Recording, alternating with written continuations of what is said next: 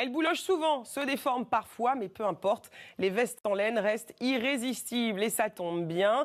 Elles font leur grand retour. Cet hiver, vous n'y échapperez pas. Une tendance qui tient chaud, décryptée par Paul Rossi, Charles Dupoisa et Ingrid Carré. À Marseille, où il ne fait pas encore trop froid, on ne porte que ça. La veste en laine est partout. Ça me tient au chaud, c'est sympa, c'est pas très lourd. Et puis je la vole à ma soeur. Ça remplace le manteau, ouais, évidemment. C'est tendance, c'est chaud, c'est beau. Dans les vitrines des magasins, c'est la tendance mode. Et pour le coup, il y en a pour tous les goûts, même si pour être totalement fashion, mieux vaut opter pour le gilet en laine long, sous les fesses et surtout déstructuré. Si vous le portez avec un petit tailleur, une petite jupe et des petits escarpins, ça peut être élégant. Si vous le portez en décontracté avec des boots ou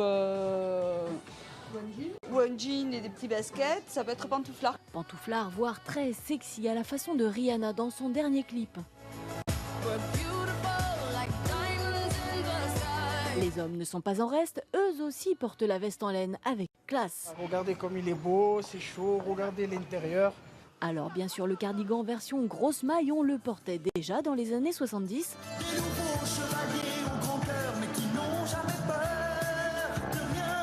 La référence, c'est même Steve McQueen, mais aujourd'hui, la veste à côte revient en force dans le vestiaire masculin. Ça revient à la mode parce qu'il y a une tendance de fond qui est qu'on est en train de reviriliser l'homme d'aujourd'hui. Il y a eu le métrosexuel qui était fin, propre sur lui, etc. Et là, on repart sur un homme qui est l'équivalent urbain d'une sorte de bûcheron, un homme viril qui porte des matières qui sont solides, lourdes, comme s'il allait affronter les éléments. Et en plus, il est multifonction. Écoutez, Thérèse, je me disais toujours qu'il manquait quelque chose pour descendre les poubelles, je suis ravi.